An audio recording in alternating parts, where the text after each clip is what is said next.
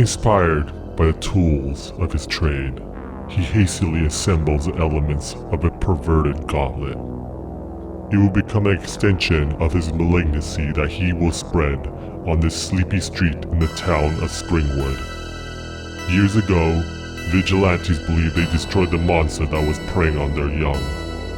They hunted him down and incinerated his flesh to rid him of this world. Unwittingly, they created something more powerful and dangerous in the next world. Lying in wait, years pass, and knowing the once vigilantes are incapable of protecting their young, he enacts his revenge.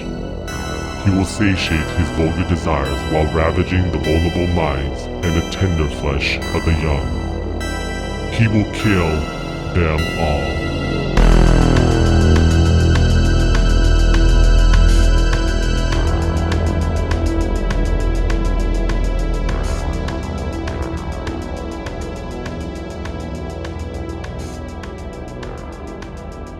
Welcome, everyone, to Kill Them All with myself, John, and Audrey.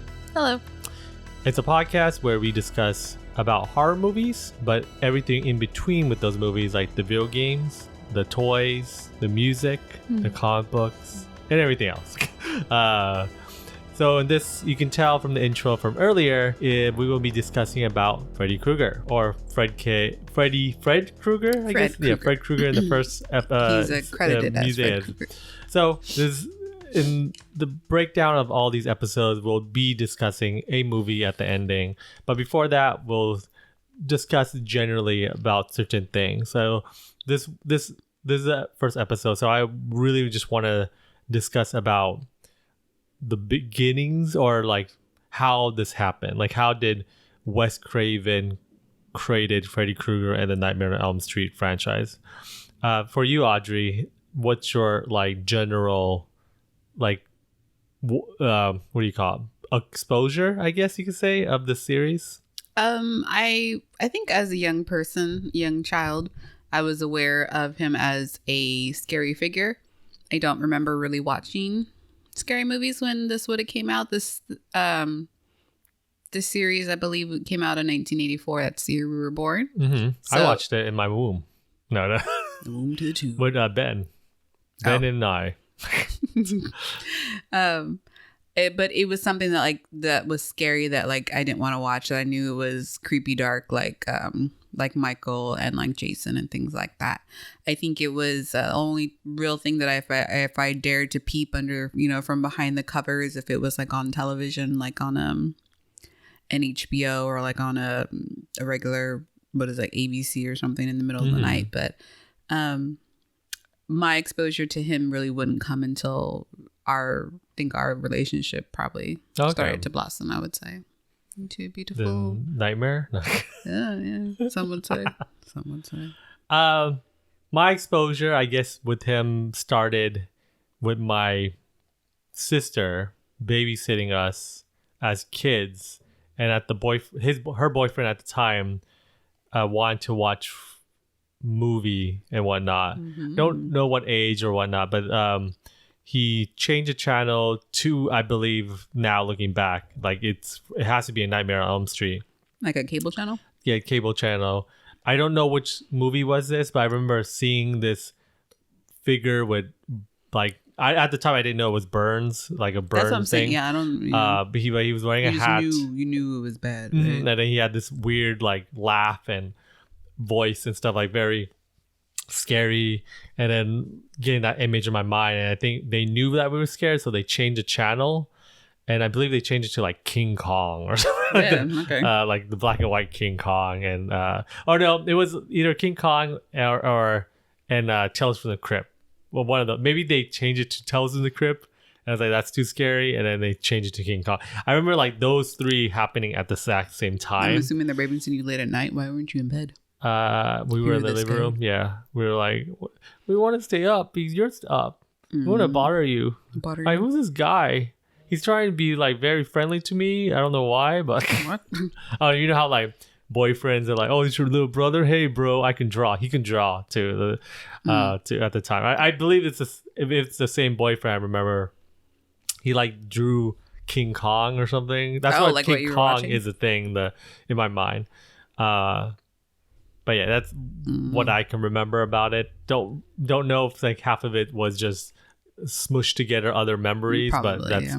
basically it. And same thing. Oh, another thing is that my older brother had a poster in his room Really? of Freddy Krueger in the alley, and it's like a bunch of teenagers is like they're like smoking, and they're like, I don't know if I can find this poster, but it's like Freddy's like hovering above them, and they're like in the alley gambling or smoking. Do you think it's like a movie poster or like an anti It's something? I Like don't know. It's like, It was Scared animated Straight. though. It was an animated thing, like that drawing. Oh, It's not. It's that the style of the '80s where it's like realistic, but not really. Like it's not a picture. It's not like someone took a picture and this is a poster. But it's more. I remember of like that style of drawing of '80 posters or like yeah, you know. super surreal. Yeah, surreal, poster. and then Yeah. Freddy's in there, and then I remember it's in the alley, but I'm not exactly. That's like the two memories I remember growing up of Freddy, and then later on after watching like, I watched the original one, and we watched the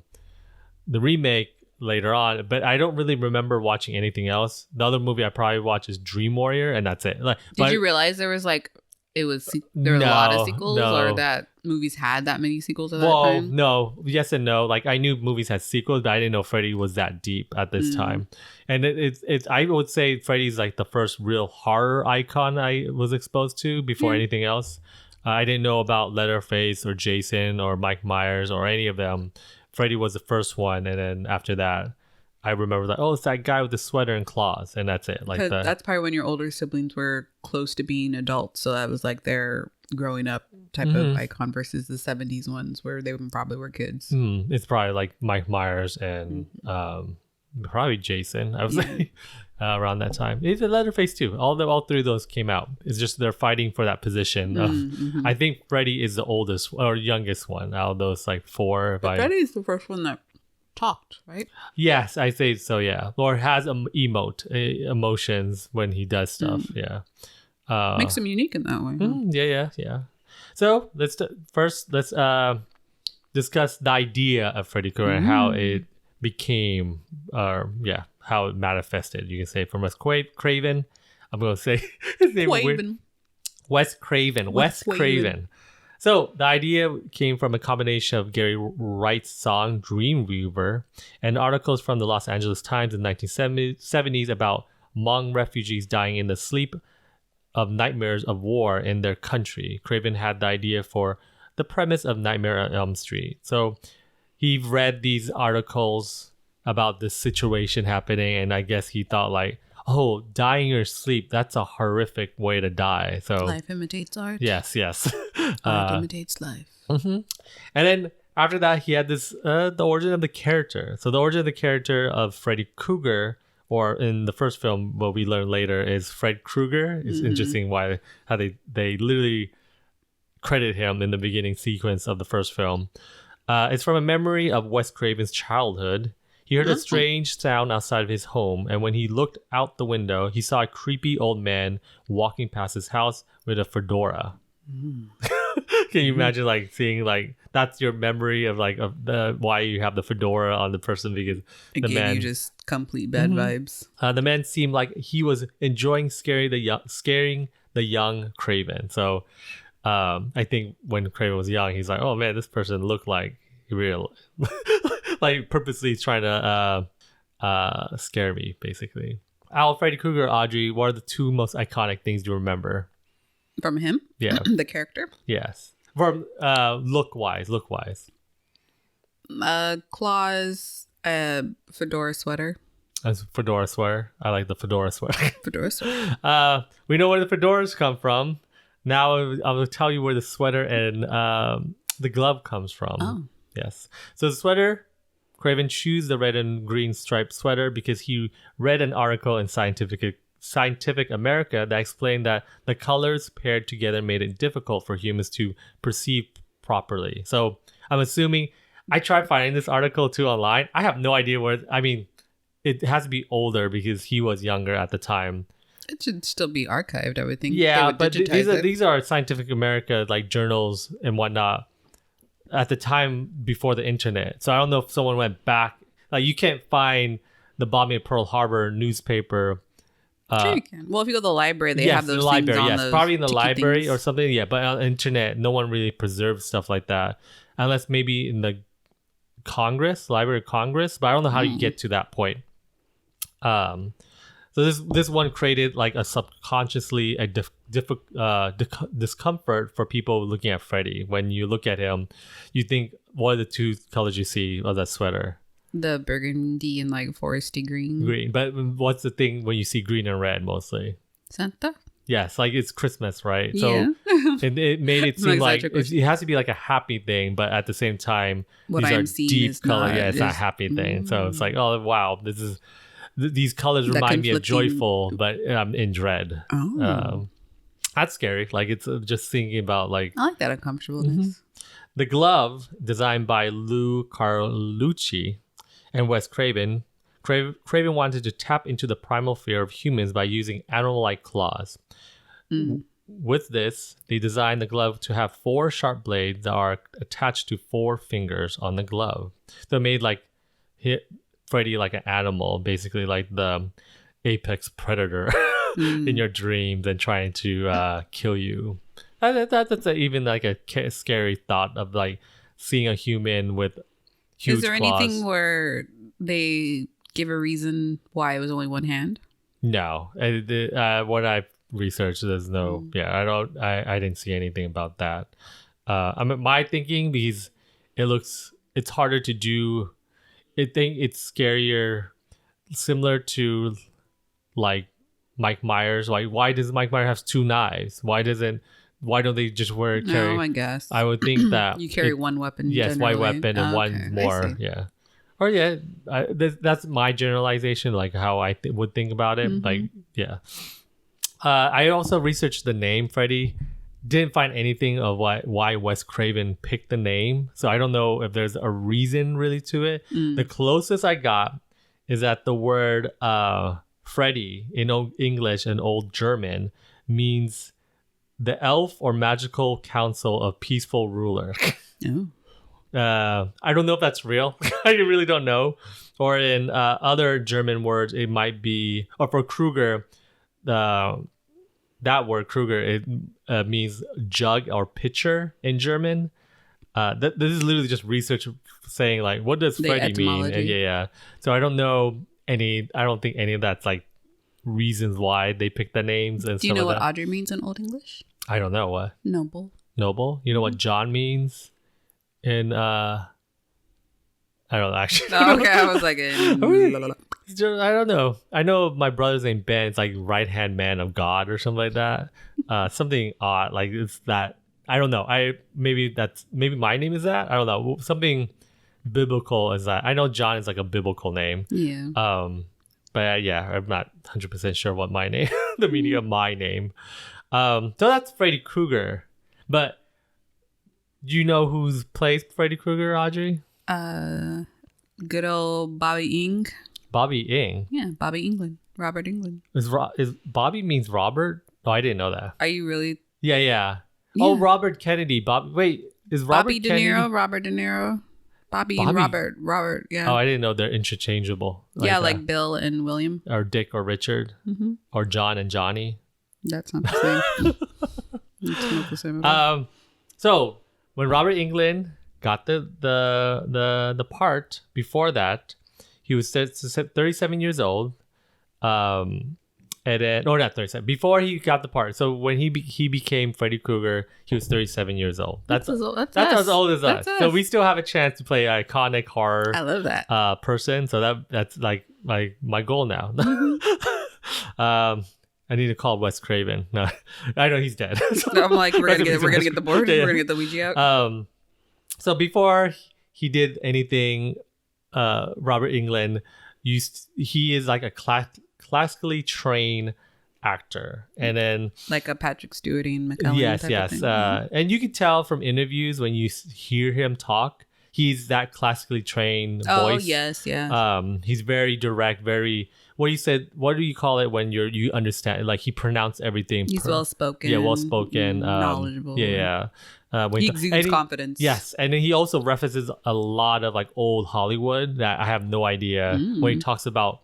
Like I took scenes from this, and there's interviews with him talking like this in that makeup. That's just insane to see. So I'm like, man, this is odd to see. Freddie Did he take inspiration from old Hollywood to portray his yeah, character? Is that what he's saying? Yeah, there is interviews of him saying that, like literally like certain Hollywood actors and characters that he took inspiration to be Freddy Krueger. Wow. But it's just like odd to see that if you were creating or if you were portraying a new horror icon and you were kind of able to do it on your own, what would be not an old Hollywood but some sort of Hollywood character movie that you would pull inspiration from that you think would go well into your portrayal, of a new horror icon?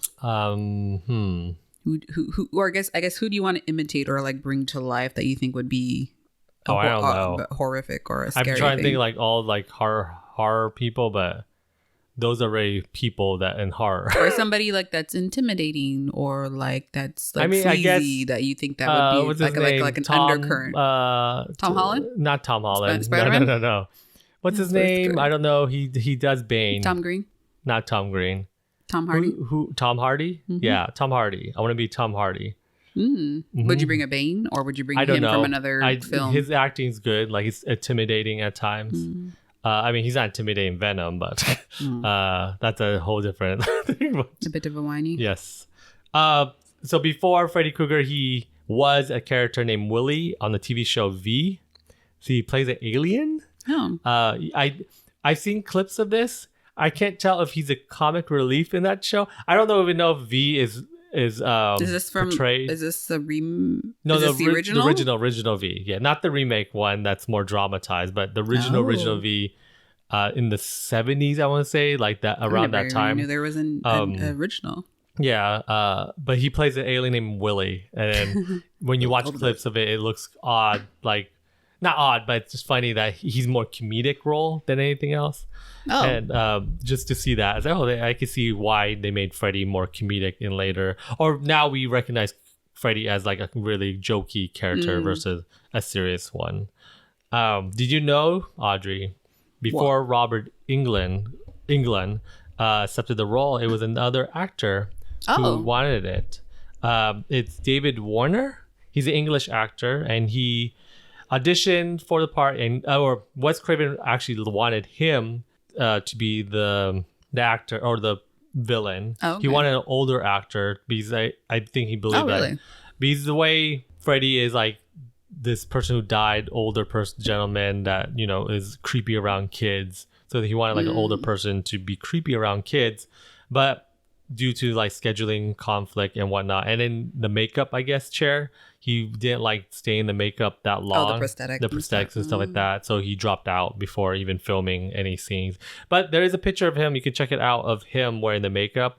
Can I see? It's very, I would say, what's that movie? Jeepers Creepers look to it. Oh, you're right. Yeah, very Jeepers Creepers. And that looks very old man. Yeah. Not burn victim. Yeah, burn victim, whatnot.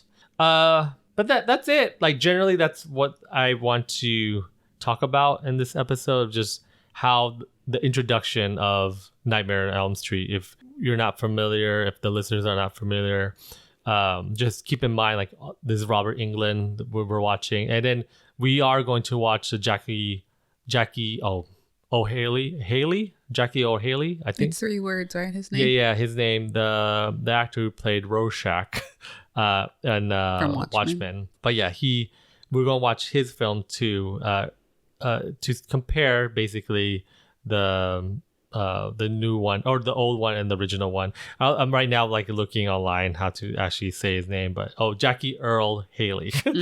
I think I'm getting confused for James Earl Jones. Not James Earl Jones. Who's the one from Signs? Oh, not Signs. Sixth Sense.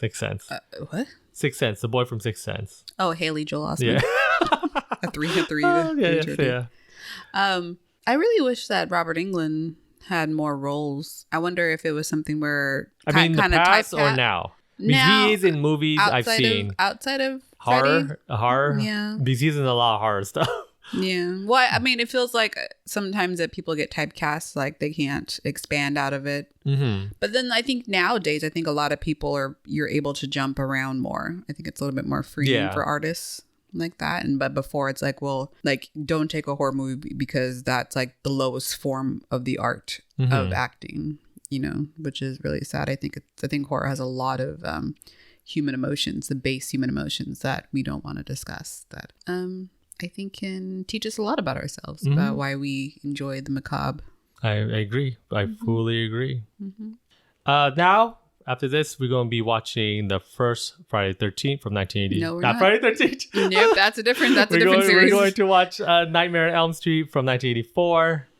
We're going to do a before for that. So the way we're watching these films, we'll record a little bit of it before, basically the before. We call it the before Nightmare, in which we will discuss the film before watching it and what our general ideas from like the title and what will it be about. And then after that will be after the Nightmare, where we'll discuss spoilers, everything about the movie itself, and then what we liked and whatnot, or what we didn't like, and see. And as time goes, when we watch more movies, we'll start comparing them more and more, because that just happens. How many films in total are there, including the remake? Including the remake, like the top of my head. Do you know? I actually don't know. Oh, okay. I would I'm say just trying to gauge how many episodes. There is about 7. I would say. And if you want, we could do Freddy versus Jason. That's part of the franchise. So it will be 8 films we'll be watching, all total. Then we will see after these 8 films. Is Freddy really scary? No. Scary Terry? Yeah. Scary Terry? Yes. Wait, what's Scary Terry? Isn't that from Rick and Morty? Oh, is that what does he say? Balls or shit or bitch, I'm gonna get you, bitch. The fake Freddy Krueger. I forgot. He has balls on his chin, right? Yeah. I think it is Scary I don't Terry. even know if it has claws. Does it have he claws? Does have claws. More about that later. That's a media, right? Yes. Isn't that a form? That's what I'm saying. More about that character later. Ooh, okay. So after this, enjoy us watching the original Nightmare on Elm Street, the 1984.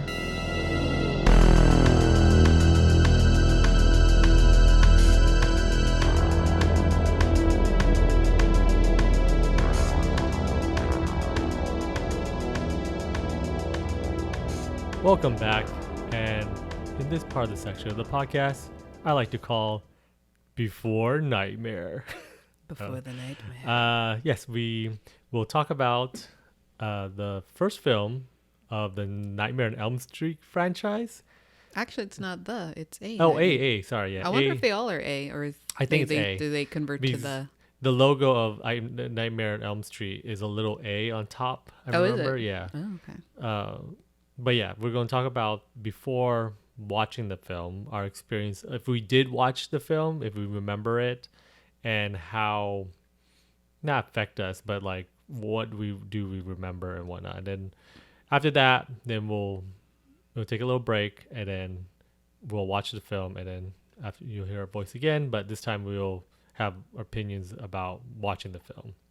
So we're going to watch the 1984 A Nightmare on Elm Street, written and directed by Wes Craven, starring Heather Langenkamp, Johnny Depp, Robert Englund, John Saxon, Ronnie Blakely, Amanda Weiss, and Jesus Garcia. I think that's how you say it. How would you say that name? I don't know. JSU. I want to say Jesus Garcia. So those are the main characters that are basically the teenagers and the cop. And then Robert Englund, of course, is Freddy Krueger. I think one name stands out everyone's. Johnny Depp, of course. I don't believe that's his first star, but it's his first like noticeable role. I think it may be one of his beginning film roles. He plays the boyfriend of Heather Langenkamp, Nancy. She plays Nancy, basically the final girl of all these series. So he plays the boyfriend of her. So I know about that. So Audrey, let's start with you. Do you have any history with this film, and do you remember anything about it? Like, when's the last time that you remember watching this? And I must have watched it recently in the past 20 years. don't think I was really into horror movies before we really started dating. They may have like one or two maybe, but nothing I would say, oh, this is like my favorite film. Or horror, or that horror films are like my favorite genre of films. But I would say around the time that we started dating, one of my favorite people was Johnny Depp. And I knew like this was sort of an iconic role for him, or a breakout role for him. So I believe I watched it just for that portion. I previously, before that, I have seen other Nightmare on Elm Street films, but it's one of those either late night television cable things where you don't really know. And it's before the time when you can like click on it and like the menu pops up and you can see what exactly you're watching. You would have to actually wait for it to have started, or go to like the TV Guide channel or the TV Guide itself. Number 2. Yeah. Channel 2, I think. To even know like which version that I was watching. So a lot of the specifics kind of blend in for me. I know that this was but kind of a breakthrough for visual effects with the blood, with the way that he particularly died and stuff. I enjoy the male crop top. I think that needs to come back a little bit more often, you know. I'll try. I mean, show up at work. No, you can't do that at work. No, that's for safety reasons. We can't do that. But yeah, just in general, the male crop top, I think works. I mean, ladies are doing it who don't have the what has been considered the beauty norm of a very thin washboard abs, just like how males are. So I think males with would you say you have a dad bod? I guess I do. What did you say before? What would you have described your body before I unfortunately put that? I've heard this term before. I don't know if it goes with me. I heard it. I'm excited. I'm excited to hear what you're going to say. It's called zaddies. A zaddy? Yeah. Really? What is a zaddy? I think that's like a fashionable. Oh, it is? dad. Okay, never mind. I mean, there's some times that you fall upon cute things, but it's usually from cooks where I'm like, you should wear a different color or this or that. And you're like, oh, I can color coordinate. I think I will wear a little bit more pattern. A green and red sweater with stripes. And then I'll be a zaddy. With one glove. No claws, just one glove. Or a see-through glove. What? Yeah. You didn't listen to CBB this morning? No. Well, you should. Yeah, I do like the Freddy Krueger character. Before watching this, I don't know if I feel like that this is something that would have scared me. It's a male attacking a female at her most vulnerable moments when she's alone in the bathtub, alone in her bed. Yeah. Things when you let your guard down and things like that. So I think in general that this is something that probably did strike a nerve with me before, and even now when you kind of look back with a more mature mind and dissect those sort of things. I don't know if in the zeitgeist if it's true or if it's really part of the lore, if that he was a child molester or child killer. So at this time, do you think in this movie they'll mention that? Just wondering. Like, I feel like there's a scene, I don't even know if it's this film where like he's running away from like his shed where he keeps his gardening tools, because he's a gardener, right? I feel like that's the thing. He's like, because I'm confusing that and like The Simpsons and like that's hard. All this stuff. It's really hard to like really like, okay, this is the very one's first a cartoon, film. one is real people, and then what is it? The groundskeepers. What's Willy. the one in Rick and Morty where it's like, oh, the bitch, like he always fuck says you, bitch, or a little bitch or something like that. So, it's hard to, and all of those are homages to this original character, so it's very hard at this point with it, especially not have really been seen it recently. I didn't even really watch the remake, and I don't know if we're gonna cross. But we'll do that. Okay. We'll do that. Yeah. So like everything I have, there's a lot of it's all mush. It's all mush, man. But so I think, just before watching it, do you really think there's a shed scene? Just wondering, like, just so we watch. I know the answer because I've already done the. I feel like it would be in here, or if it's gonna be one of those in the sequels. In one of the sequels, we're gonna flash back to why, like the kids. This is exciting. You don't like know the anything kids, about like the I history. can't remember, like the kids are gonna be talking to the other kids, like, oh, didn't you hear about the kids that died last year during this time? And like there's always some other kid who knows more lore than the other kids, sort of thing, and to know that. So I don't know if that's one of those type of flashbacks or if that's a current thing that's happening. Like I don't know if it's like it comes in and they're already killing, or there's a whole bit of preamble story of like him killing, and then like it's because I believe it's like 20 years after. I don't know. I feel like it's like it's the people who he killed, or the parents of the children that he killed go mob January 6th mob, and they go kill him. And then it's like now they have kids or something, or their kids are older now, or those kids have kids, and then now he's coming back to seek revenge on those who have wronged him.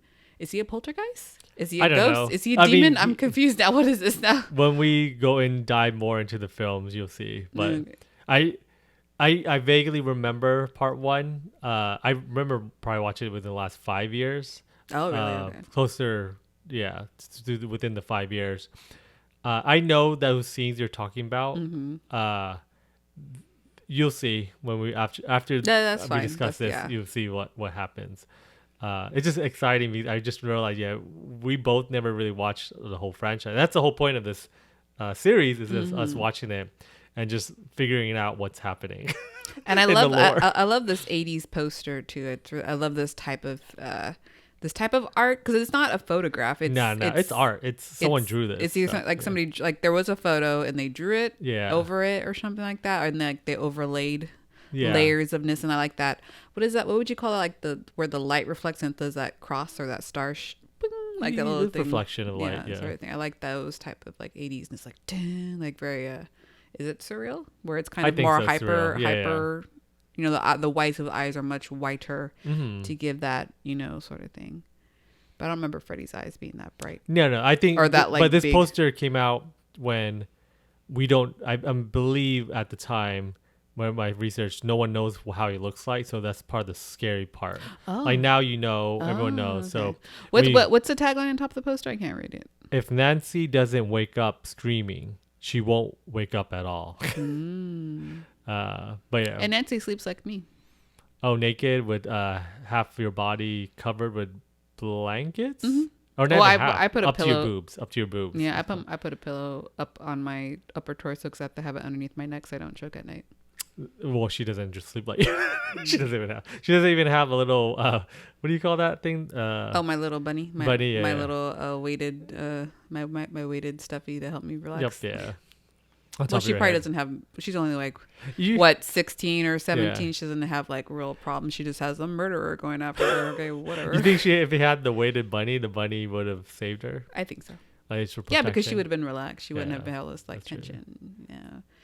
Is there the virgin aspect in here where the boyfriend is pressuring her to have sex? I don't remember. And then it's like maybe it is. Because isn't the virgin that's the only one that survives in this during this time, especially of these type of films? Movies? Yeah.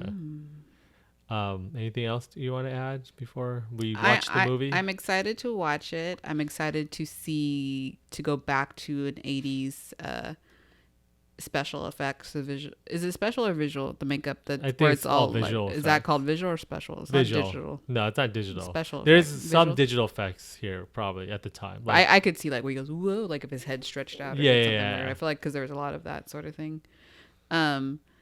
I'm excited to see how much with my different mindset of when I used to watch things like this being young of like, oh, I want to be her and be damsel. But then like now being like, this is so fucking stupid. Like, I wonder if it's going to, how it's actually portrayed. Will I go, oh yeah, you go girl. Or if it's going to be like, whatever, sort of thing. So I'm excited to see that. But I do enjoy Freddy, and I can't wait to see him go. I think this Freddy is not the Freddy you're expecting to. Oh. I remember watching this. Like he doesn't come into the character, or he doesn't get his footing. The iconic style that we know now, what everyone's like heritage. Yeah, this is just a very scary Freddy. Like you'll see. Like I wonder if he's hardly in it. Like if it's one of those things. No, he's in it. Towards the ending mostly. Like I remember there's a huge part where he's in it. Because it has the fantasticalness of it being in the dreams where you can make anything happen in the dreams, right? So that's that's a cool element too. And you don't know at the point in this film where dreams are real, which one's a dream and which one's reality. I mean, they do that in all the films. I remember, the films I've watched, that's a thing, like a common theme, like they're tricking the audience of when something's happening. So yeah, I'm looking forward to that. I do remember drinking a lot of coffee, right? To try to stay up. I feel like that's a thing. Took some pills and like Jesse. Oh yeah. I forgot. What is it? I can't stop her. What is it? Yeah. I just want to I dance. forgot What does she say that line then, every does? Say bye to Belle. Mm-hmm. I can't hide it, or I don't know. And then Zach shakes her a little bit. And Or- she's cured. Yep. You know, that's all you need to do to all of your addicts in your life. Just shake them a little bit. They'll be fine. So yeah, that's our thoughts before the nightmare. I'll see you guys After the nightmare. After the nightmare, or after our dreams. In our dreams. I'll see you in your... Is it your dreams or my dreams? Our dreams. I'll see you In our dreams. The kids of Elm Street don't know it yet, but something is coming to get them. There's something out there, isn't there?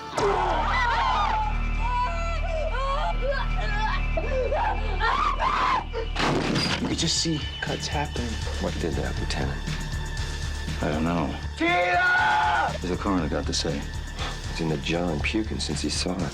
They're gonna kill me for sure. Did you do it? There was somebody else there. He was locked in a room with a girl who went in alive and came out in a rubber bag. No one knows where it came from or who it will visit next. Nancy? There's something wrong with you. You're imagining things. Nightmare on Elm Street. Do you believe in the boogeyman? No. Whatever you do, don't fall asleep.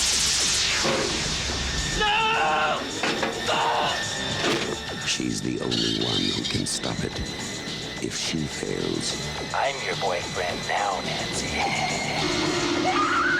no one will survive.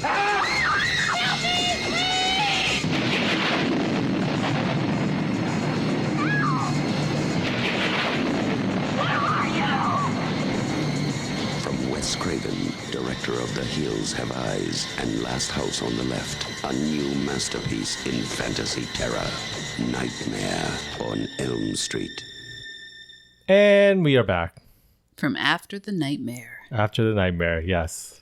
So we just watched A Nightmare on Elm Street, 1984. the 1984 version. Is not what I expected for some reason. Really?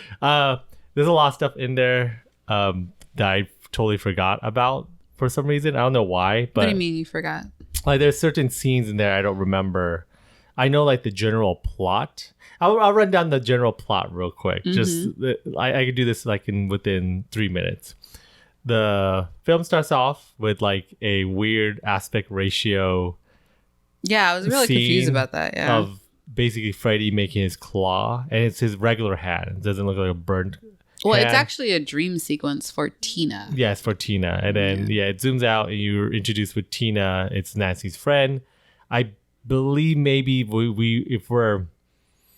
they're doing like the Psycho thing, or now like with Wes Craven's Scream, you think this is the main character, maybe. I don't know at It's like the the time. Drew Barrymore of the screen. Yes. So Or Drew Barrymore is Tina. yeah, Tina. And then I would believe that like, oh, I'm going to follow Tina the whole time. And then she gets killed. And then we're actually following Nancy. And Tina gets killed in the way where she's sleeping with the boyfriend. At the time, I don't even know. I think I didn't know it was a boyfriend or not. Yeah, it was weird. It was like some weird like predator person on her Yes, yeah. campus. I was 100% apparently they're sure. together, yeah. His name is Rod in this one. Rod and Tina was sleeping together. She gets killed while they were sleeping together in her nightmares. Police thinks it's Rod who did it. Turns out it's not Rod, of course. It's Freddy Krueger who's doing it. And a movie follows Nancy's now like trying to stay awake, and all the teenagers are dreaming the same dream, almost the same person in their nightmares, a person who is with what she said, with claws, green and red sweater, burnt face, and a old timely hat. I don't know the exact quote. She said something with the hat, like some old hat or something like that. Then she tries to stay awake and whatnot. She's unsuccessful trying to do it. Then she has dreams of her other friend, Rod, Tina's boyfriend, getting killed. Turns out Rod dies inside jail, even though he didn't do it. And then now at this point, Nancy is trying to figure out what's happening. What is this who is this person who's terrorizing her dream. How did she know the name? And it's from the hat. So That's right. She figured out that she can pull physical things from her dreams out to the real world. And you had mentioned that you thought that you didn't realize how early on this was established. That we thought it was in like Freddy versus Jason. Yeah. I literally thought it was Freddy versus Jason. Was like 10 films later, Yeah. practically. That's that's what I'm saying. Like I'm familiar with aspects of the but thing, when things were introduced, I'm like really surprised. Oh, it's been introduced very early. Then so Nancy figured out how to trap him by using booby traps around their house. I told you, like, we're always saying, oh, the Home Alone style. This is before Home Alone. This is Nancy style. That's Nancy right. Thompson style of booby trapping the house to get the predator. But it's almost like scene for scene of Home Alone. Yes. Like Home Alone did this almost like scene for scene. So so this is after the fact that her boyfriend, Johnny Depp's character, Glenn, dies. It's the night of. Like, this I think this happens like in 3 nights. Yeah, 2 to 3 nights. Yeah. Night of, she makes the booby trap, tells the dad, like, in 20 minutes, I'm going to take him out of my dream, and then you come in and try to save me and whatnot. So she does get him out of the dream, that we believe that she's out of the dream, does all the booby traps similar to Home Alone, to like all the way upstairs, all the way to the basement. Very similar. Besides, I don't think Macaulay Culkin used gas and fire. He fired on the head. In the head, but not like on the whole body. He didn't throw it and like light somebody on fire. No. Yeah, no. Let's burn them all. It would be a darker film if he did that. Do that. Then we are left like with the movie kind of suggesting that we are not out of the dream 100%. So it might be still in her dream because Freddy looks like he won. He takes out the mannequin mother. Pulls her through the window. Through the window. The door window. And then that's it. Then the movie ends with the Freddy song, the 1, 2, Freddy's coming for you ending. And that's it. That's the movie. All of it. Let's start off, I think, let's start off your favorite memorable scenes. So is there a scene that's memorable to you? What was it? There's one that sticks out. I totally forgot. There was something. I kind of like how the mom, like, it's in general where she keeps you keep seeing all her vodka being hidden everywhere. Yeah. Oh gosh. Say yours and maybe it'll jog mine. It's early in the movie. Freddy Krueger is ready to introduce the idea of Freddy Krueger. Tina has Nancy over to sleep, and then Glenn's in there too. But Glenn said, like, oh yeah, I told my mom I'm at my uncle's house. He lives near the airport, and look what he did for me. And he takes out a tape, and they're like, what the hell is what's happening? And he puts the tape inside the boombox. Yeah. And then he calls the mother and is like, yeah, Mom, I'm over out here at Uncle's house. I'm staying the night and whatnot. And the tape is basically like air. Like the sound of airport. Yeah, airport. He's like, the uncle recorded when he's outside what's happening. No, I don't think his cousin did. I think he just like he found something where it's like a bunch of sound effects. Yeah. Well, we later on the sound effects because it cuts into like a car crash, drag racing, crash, murder of some Someone's kind. Yelling, and getting shot. Like, and the mom's like, call the police. He's like, yeah, I'm gonna call the police right now, Mom. Okay. I was like hell laughing at that because I was like, man, this is a funny moment. Like, this came out of nowhere for me. I totally forgot about that scene. I was like, oh, this is a very fun moment right there. I don't know what it's establishing. Maybe Wes Craven's establishing, like, don't trust everything. Like, there's a way, like, you know how parents have a hard time trusting their kids and stuff. So there are kids like that who do that. I mean, the parents are lying to the children too. Yes, They both lie to each other. But there's no trust. Like, this whole film is like, we don't trust the kids and I don't trust the parents the whole time. And then it is that, I guess, parenting. We're parents. Like, you have a line where, like, do we trust them? I mean, if this happened in real life, I don't know if I'll believe, like, oh yeah, someone's killing my friends until I see evidence. Maybe the evidence for me is like, so in here, I glossed over part of the plot is when the mom of Nancy takes her to a sleep therapist. I don't know what is that. Yeah, a sleep and disorder. then she pulls out the hat. That's why she finds the name. She pulls out the hat and the hat has Fred Krueger on it. You pointed out earlier that when they show the cast names, he's credited as Fred Krueger. Yeah. And they do say Fred, but then he establishes that it's me, Freddy Krueger. So like there's sometimes they go to Freddy, sometimes they go to Fred. So I don't know if that's just, you know how like some people are like, oh, you call me Benjamin. Oh, sometimes you call me Ben. Like Billy and Will and Bill, you know. Richard and Dick. So it could either, that's my favorite part, but you can continue. Richard and Dick? No, let's continue what you're saying. Oh, okay. Yeah, that's my favorite part, basically. My favorite part, or one of the, I guess, a joke that I didn't catch because I couldn't hear it. I have a hard time hearing with. I think I mishear things with my ADHD. You had to explain the joke to me. Oh, yeah. They were like, it was after the initial nightmare of the cold open, and then like the girls are talking to Johnny Depp. They're like, oh yeah, I had a nightmare, and he's had a nightmare too, and then the person who Rod. we later on realize that it's her boyfriend or somebody she has some sort of relation, not just some jock that comes by and just like trying to like, oh, fill your boobie, you know, where he's like, oh yeah, I woke up this morning with a heart on with your name on it, and she's like, my name is only 4 letters. That's a pretty small boner or something. She said. No, she's like, my name only has 4 letters. You can't even fit that on there. Oh yeah, Like, so she's already saying that it's too yours small. is too small. But then later on when they had sex, she's like, like they were having like, very Rod, very loud. Rod. And Yeah. poor Johnny Depp's trying like on the couch, and then she's like, oh, now I remember why I liked you. And he's like, no more fights, baby. And he's like, no more fights, baby. And like, yeah, and it's like, And she dies. And she dies. Next scene. Yeah.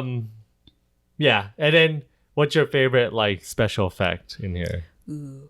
I really enjoyed where they come through the walls and stuff like that. I think I want to say blanket too, right? Yeah, I want to too. say that this movie established this type of Like practical, effect, yeah. or like it was very new. Maybe other movies did it, but it was very new. Where you, because I loved how they even told the audience, no, that was real, because you know she was sleeping, the crucifix fell, and then he pushes his head and hands through.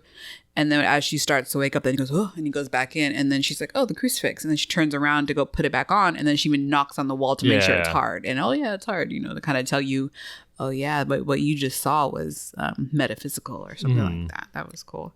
I think that's the thing about this movie, and maybe throughout the whole series, is that you're questioning, I think we mentioned this before, the before nightmare part, that we don't know, we can't trust anything here. Like the very ending is very out there, like it's up to interpretation. Like you believe that she is trapped in that dream forever, and that's like hell for her because there's a weird thick smog or fog. They talk about it as fog, and that's how I think she's interpreting it, but I think it's supposed to be that's your visual cue that you are there with him, because he sees it as the boiler room steam. So that's what I think. And it's kind of cool because the car, and then you can tell it's a Freddy. Yeah. That was kind of cool. The thing, it reminded me too of very like Batman Joker type of thing. Very like, ooh, it's like my face is on everything. I like that. Weird of Freddy. Well, Freddy uses a lot of his face in here and a lot of stuff. Like the scene where Nancy is talking to or trying to contact the boyfriend because he asks him to wake her up.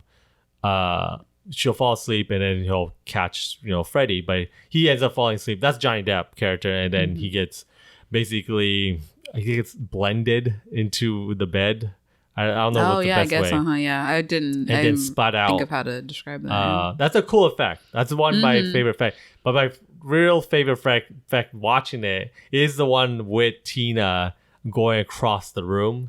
I don't know, time, up and around. Yeah. I don't know how they did it. Like maybe I know it's the room twisting. That's the actual effect. Or with her flipping, and you can't really even see like wires or that they layered it on a green screen sort of thing. The way the point of view is Rob looking at her. So Rob is established that he's grounded onto the ground, but he's probably grounded, but his hair doesn't move like backwards or anything. So I don't know if it's just it is a green screen, but it could very be, what nicely is that, green screen. Depth perception where it looks like he's there, but he's actually not on that set. On the set. Yeah, that too. Yep, yeah. It's like how they did the Frodo and the... I need to look this up because I want to really know if that's how they did that behind the scenes, because that's a very interesting. Because the one with Johnny Depp getting blended up, that the room is just flipped. That's it. Like everything's nailed down and then flipped upside down, so it's splitting out.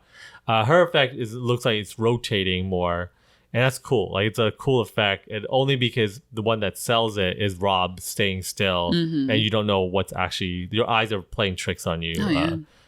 In that scene, like similar to yours when the wall, and it's perfectly, like, they do a good job establishing, like, is this real or is it fake? Like we don't know, like how are we still asleep or are we awake? What else? There's another thing I want to mention. What's your favorite character so far in this?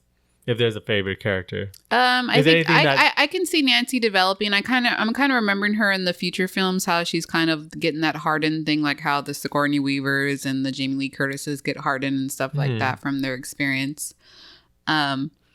I enjoy the aloofness of the mom's drunk character. I told her that she's like Helga Pataki's mom from Hey Arnold. And you're like, huh? And I was like, yeah, she was a drunkard in that. And you're like, really? And I was like, yeah, she's always making smoothies. She's always making Bloody Marys. She was always asleep on the couch, all that kind of stuff. She was, or she was horribly depressed and nobody knew to get her mental help or anything. And that's a sad story. So the very ending of this, Freddy takes the mother down to hell or something. I don't know why. Maybe she's the number one reason why Freddy's dead, and so well, she has the hands or the claws in their house this whole time. Yep, yeah. And when she's awake or asleep, when on the final battle, the hands are gone. So Freddy has reclaimed those. I'm assuming, even though he had them earlier. So before Nightmare, you said you remember that scene with the boy. Is this the scene you remember, or is it something else, like a whole different?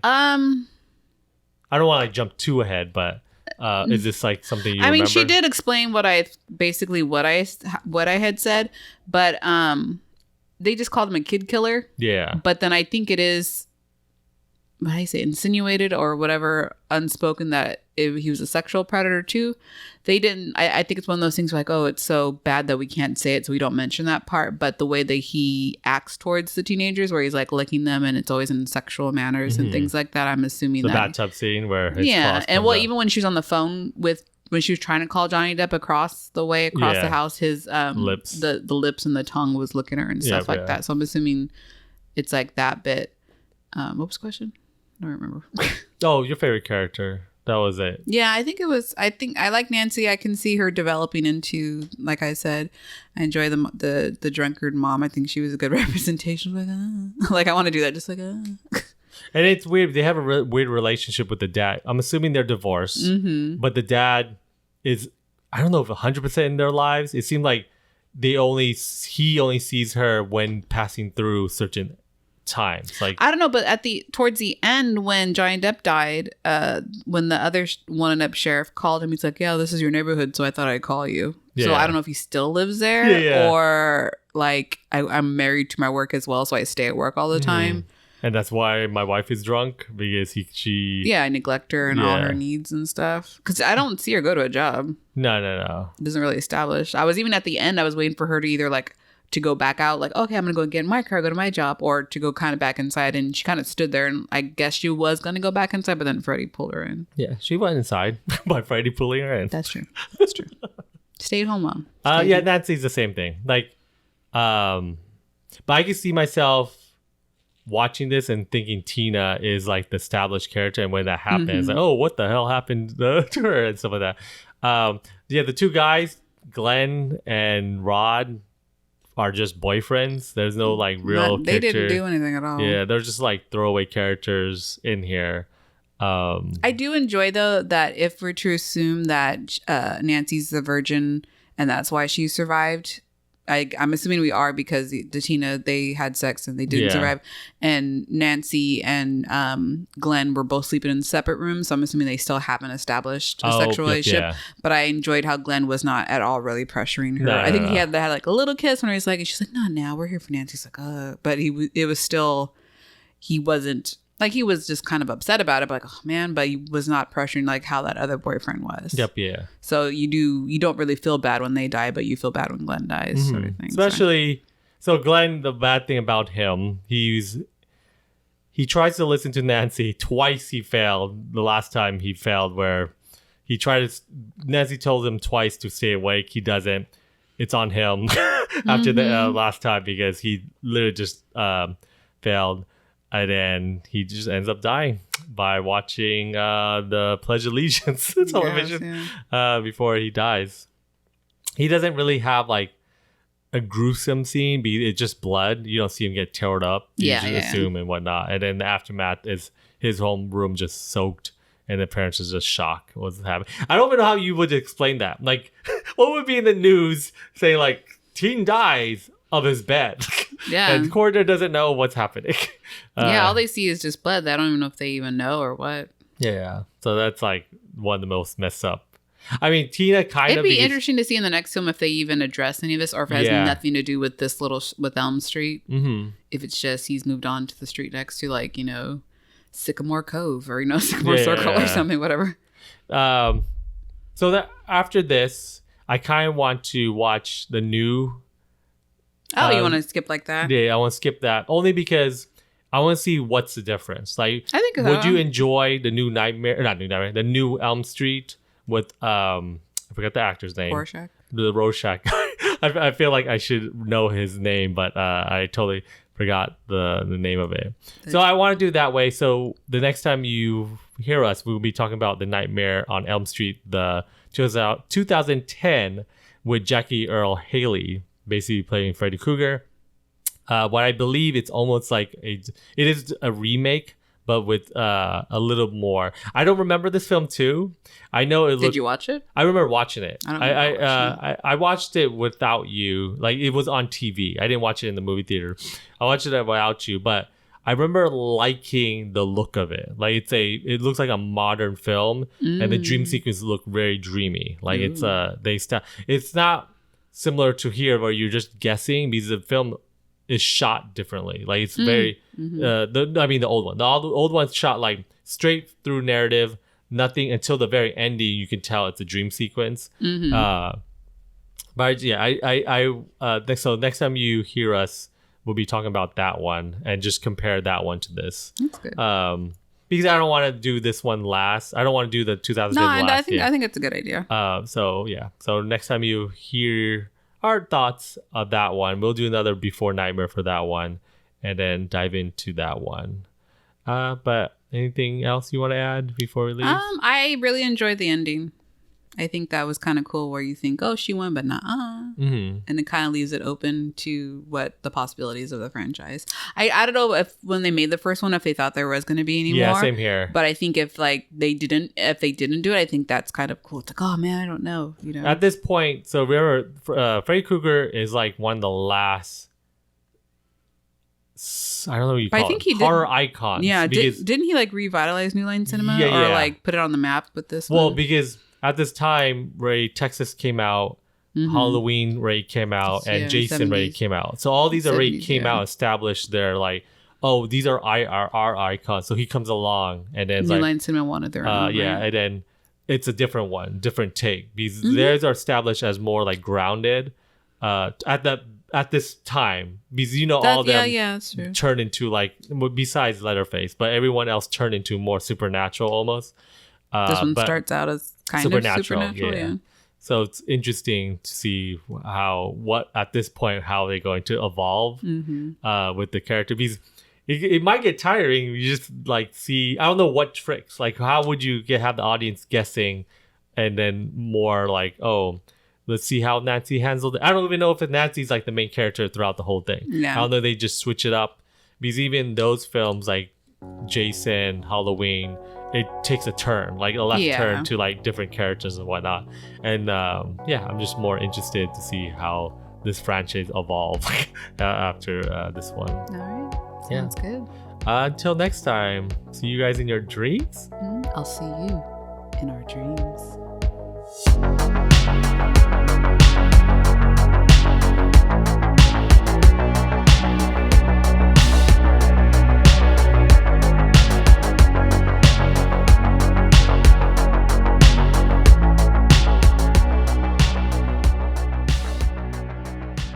The sources for the episodes were from Vulture.com article, Freddy Lives, An Oral History of A Nightmare on Elm Street, iHorror.com article, The Story of How Robert Englund Almost Didn't Play Freddy Krueger, ScreenGeek.net article, The Reasons Why Freddy Krueger's Sweater is Red and Green, CBR.com article, The Secret History of Freddy Krueger's Glove, DangerousMinds.net article, Before He Was Freddy Krueger, actor Robert Englund was a surfer and superhunk, and IGN.com article, Here's David Warner as original Freddy Krueger. Thank you to Sear Sagechild for producing the episode, and thank you to all our Patreons for support. The songs Fear, Inc. and Lucid Dream featured in this episode are from Carl Casey from White Bat Audio. You can check them out at whitebataudio.com. And thank you to Charles Bernstein for the theme song for A Nightmare on Elm Street.